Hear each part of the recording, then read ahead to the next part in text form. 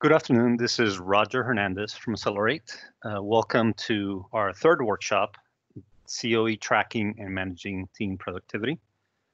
Also presenting will be Isel. Isel, can you introduce yourself? Hi, good afternoon. My name is Isel Tula. I'm one of the engagement directors within Accelirate.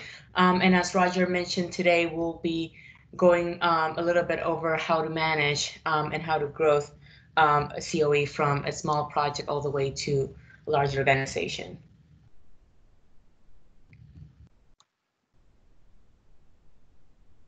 Okay, so this is just a brief overview page. We're not going to go into a lot of in-depth here, but essentially from the left to the right, you have your process automation lifecycle, define, design, maintain. And then from the top to the bottom, you have your RPA team and your RPA-COE from the early stages to a large mature COE and RPA development team. And how you measure and improve the different stages will change depending on where you are in this growth journey.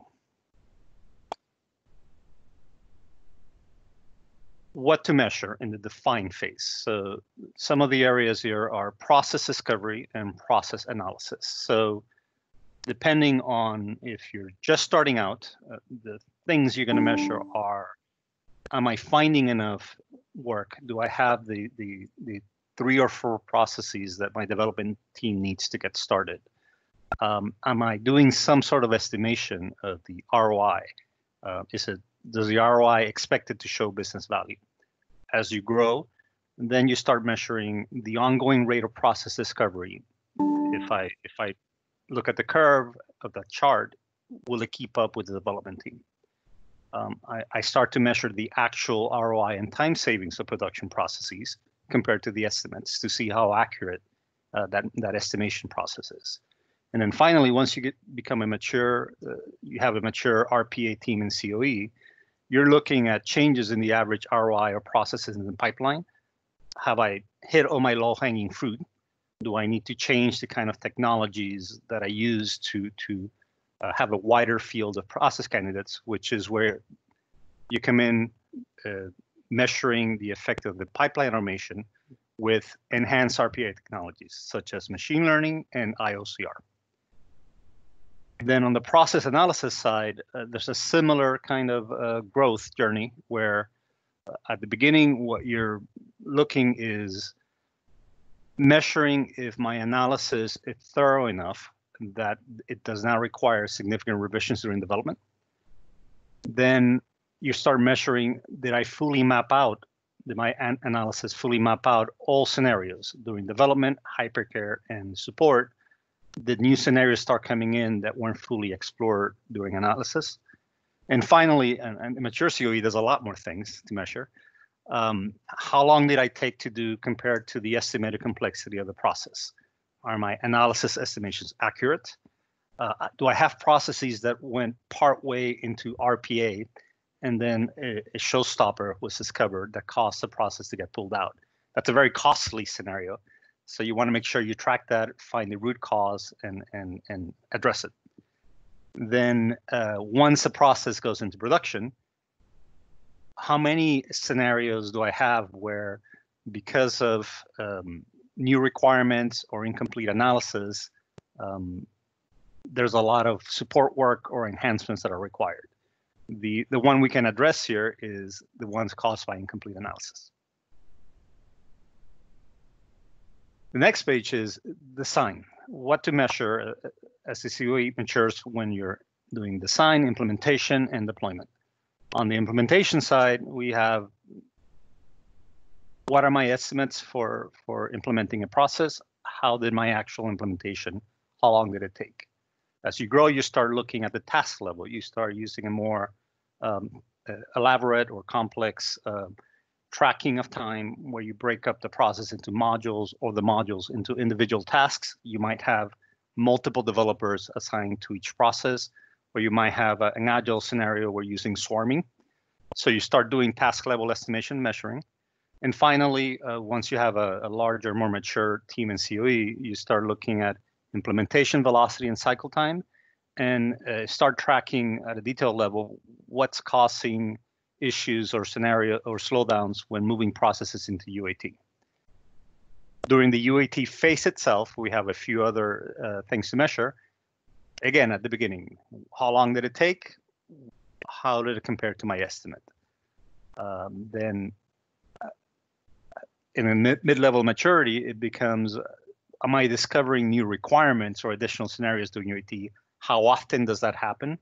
How costly is it in terms of delays or slowdowns? And finally, once you have the next level of maturity, you look at code coverages, measuring delays to access to test infrastructure or data, measuring delays or issues when moving the process to hypercare, essentially production in a hypercare situation. In hypercare itself, start with how long did hypercare last compared to my estimate? Did I find changes in requirements or changes to error handling? Were there issues with the operation and troubleshooting documentation where what the developers documented didn't fully describe the operations of the process?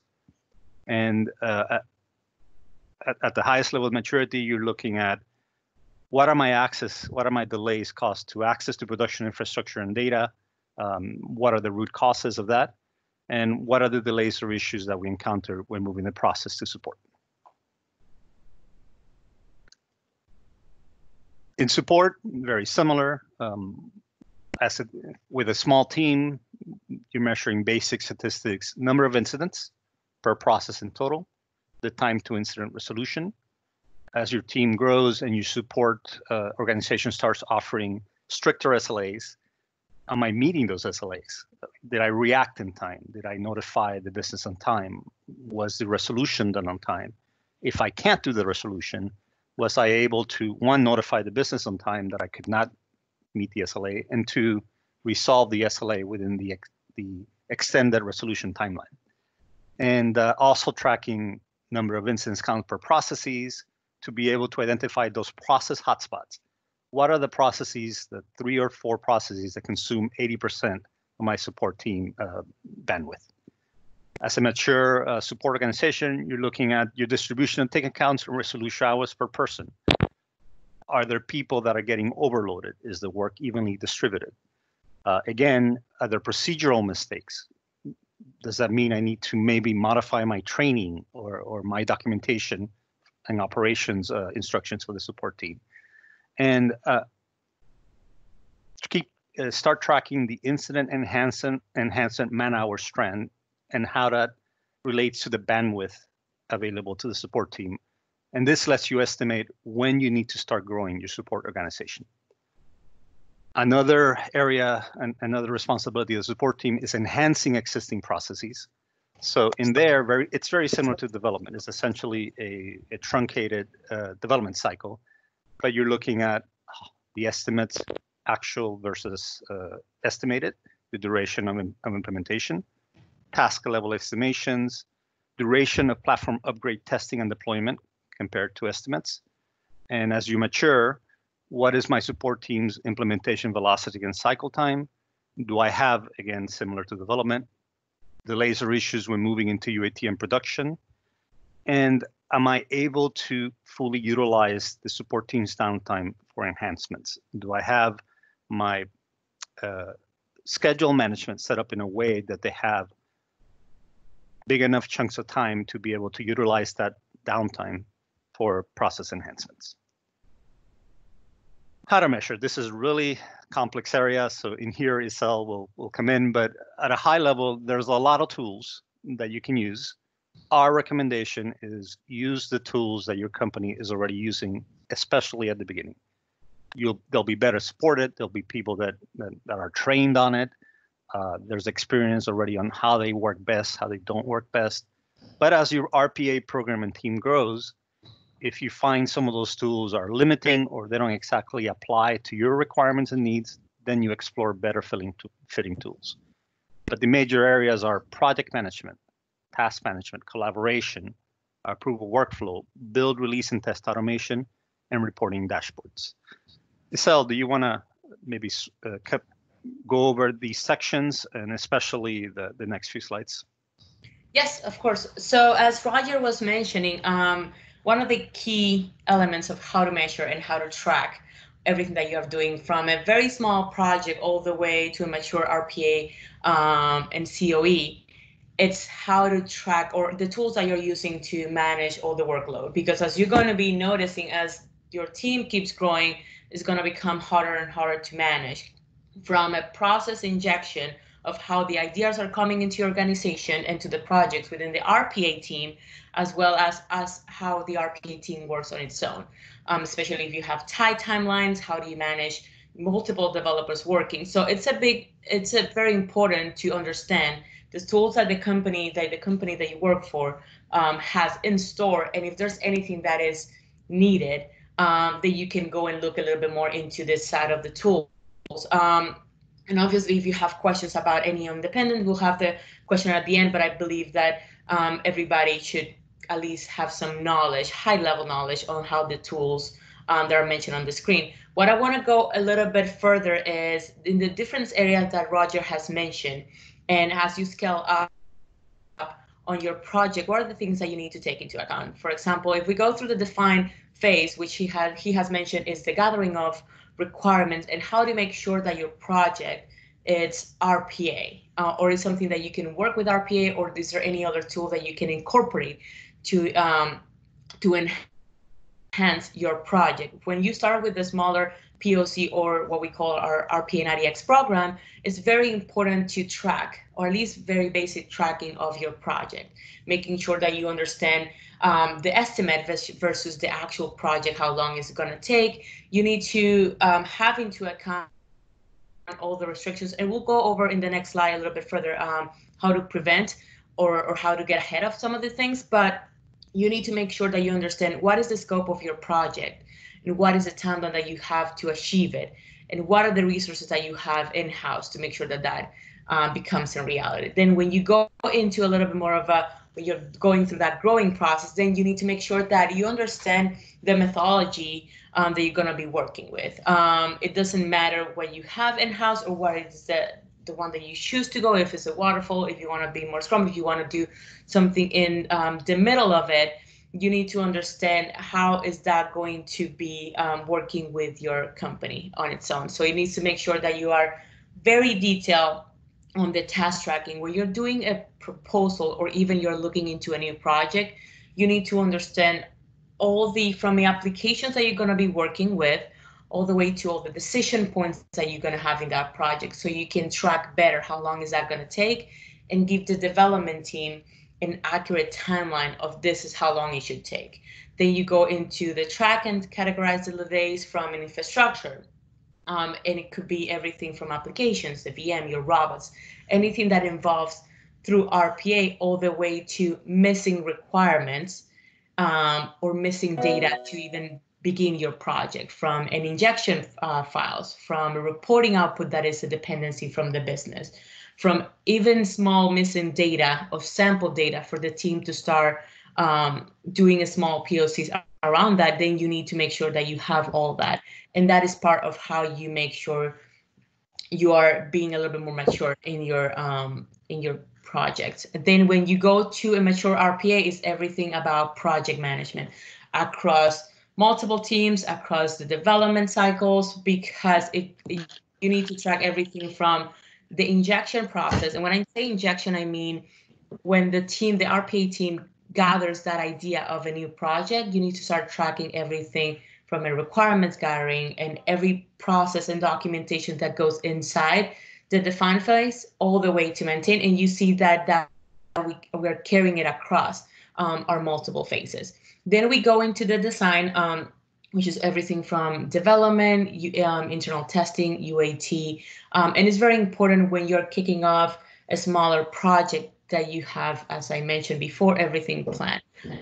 We have what we call our automation plan. That's what we followed, which pretty much means that you need to track every single workflow, dependency, exception handling that you're going to have during development. I'm sorry? Oh, no, I'm sorry.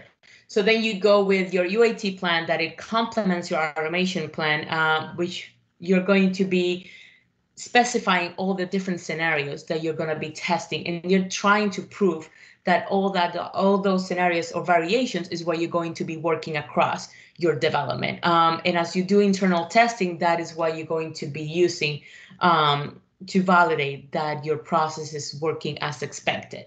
This would allow the team and management to understand how long is that development going to take, and if there's any delays, we can track that through the automation plan and the UAT plan with the scenarios. Then as you keep growing, it's more about, like I said, track and categorize delays, everything from infrastructure, missing requirements. That's why it's so important to define phase, because if there's anything missing, it's going to be tracked on the design or the development phase, because you're not going to have all the scenarios that you require to work throughout your project. Then, of course, when you're going to mature RPA, it's everything about project management, from all the tasks that the development has in the automation plan that need to be registered instead of being in an automation plan, every delayed, every issue that they're coming up from access, from different permissions that are required through a project. That's where you need to track them out. And then, of course, you go to maintain, which in RPA, if you're not getting all the initial requirements correctly, everything is going to be pretty much kind of like a waterfall, right? You're going to start seeing those missing requirements when you start doing testing throughout your project. And then when you're going into maintain, the project is supposed to be running smoothly. That's where things also are going to come up. So from a standardized RPA or a POC type of project, it's a smaller size of project, is very important to have a standardized best practices and logging information, because that's how the support team or whoever is going to be doing the maintain in this case is going to be tracking everything that's going on with your process. From if there's any type of exceptions, if there's any type of credential issue, that's how we monitor it. And from an initial project, what we do or what is recommended to do is use the tools that you're given from a UiPath standard or whatever RPA tool you're going to be working with to maintain a set of dashboards for all the exception tracking, seeing if there's any issues with the VMs or the virtual machines that you're working with. So that way the support team or whoever is handling that part of your infrastructure, they can pick up whatever issue it has ahead of time instead of having a process, having a further issue.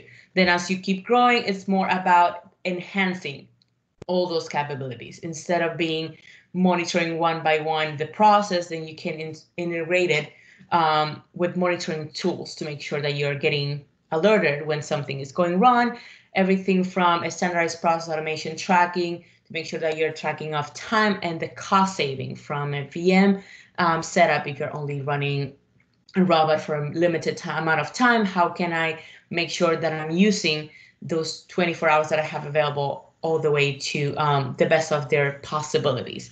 Then as we go with the mature RPA and COE project, then you go into a little bit more of thinking about my infrastructure utilization report. How am I using my VMs or everything that I have around my infrastructure, from any type of OCR tool, from RPA projects that are live? How can I use those reports to enhance and improve pretty much all my projects? Then we go into the infrastructure health report. What applications am I having issues with? Because this will allow us from a project management perspective to understand what applications we're having more issues with, or not even issues, if there's any type of maintenance time that we're not tracking. All those things come up with how do you manage your reporting from a health perspective.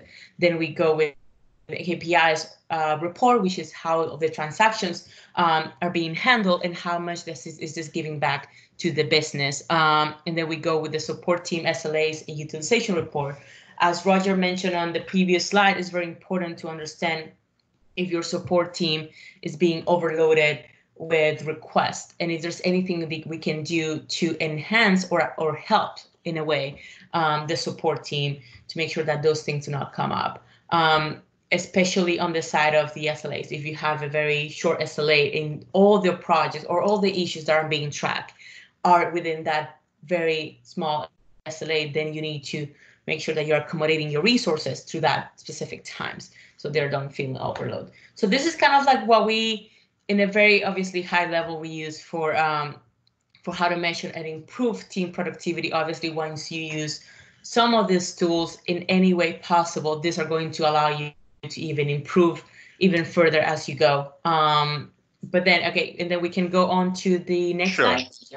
Sure. So just a couple of comments here in the standardized process automation tracking on time and cost savings. The other thing you want to measure is what is the savings to the business? What if the FTE or errors or downtime savings to the business that my processes are continuously generating? And also in the support team SLA and utilization report, is the team's bandwidth being used to perform enhancements, infrastructure, and platform upgrades? And am I using my team's bandwidth effectively?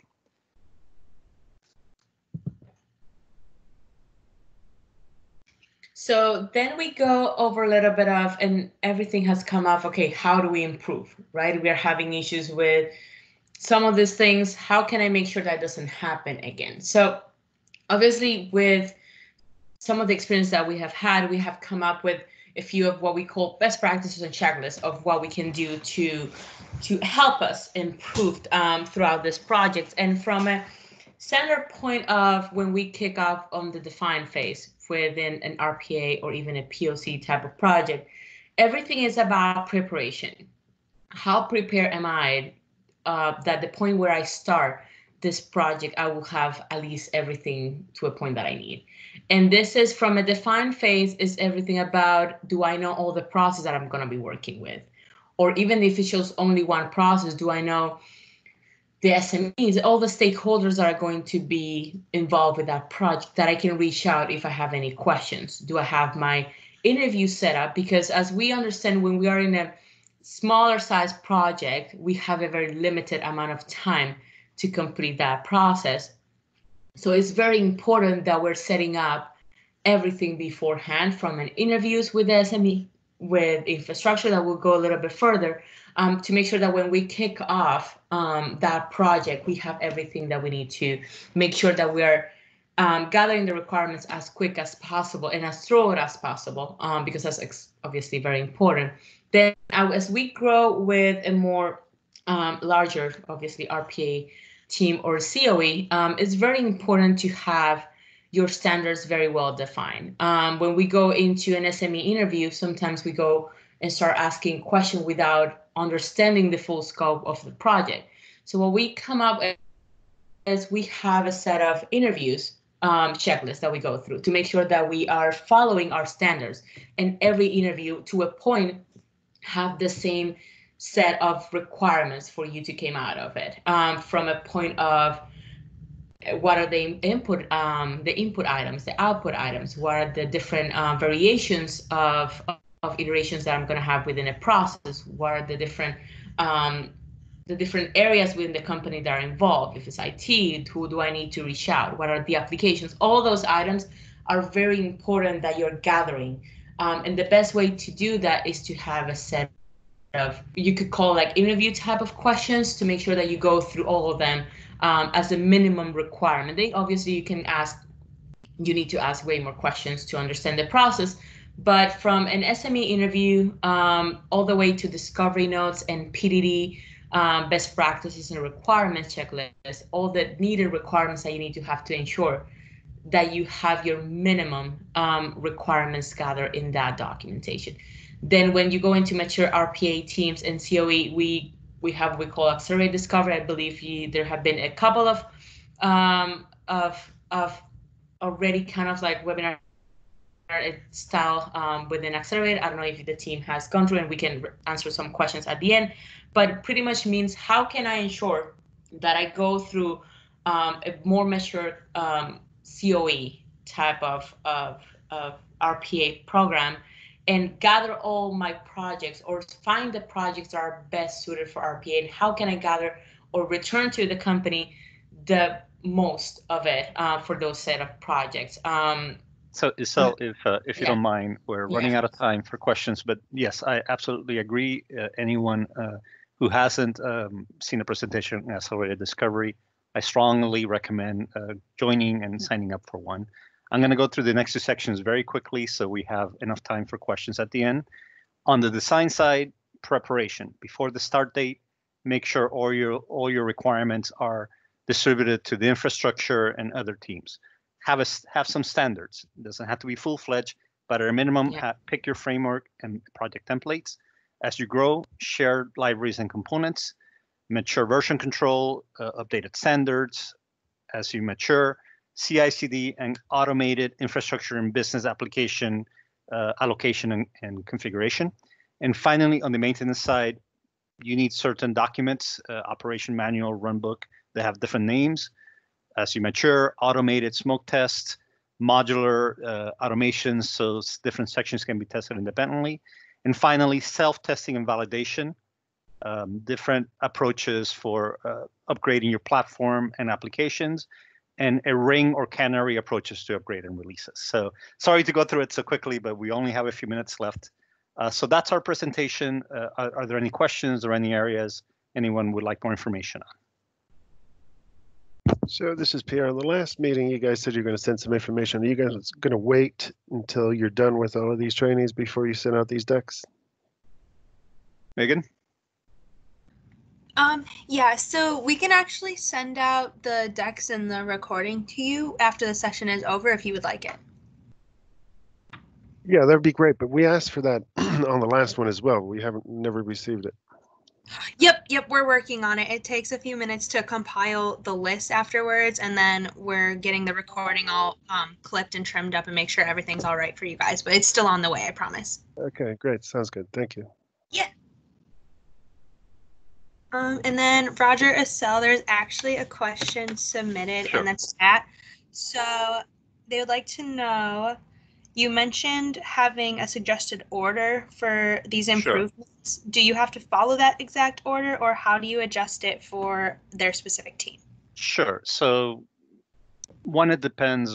If your company already has a process set up, an existing development and project management approach, a mature approval workflow, if you already have that in your organization, you can adopt those practices early on. The only thing to watch out for is, especially at the very beginning,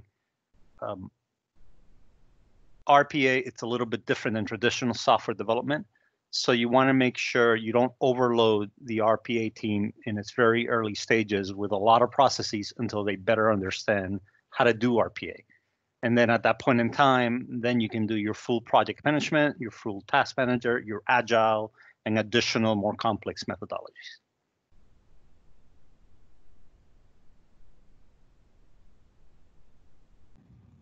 Okay, cool. Let me double check, see if any more questions were submitted. That looks like the end of it, actually. So thank you guys all for joining. Like I said, we will be sending out the deck and the recording for you to watch at a later time. For now, there's more sessions coming up over the next few weeks, so we hope to see you soon. Thank you, everyone. Be safe. Thank you. Thank you.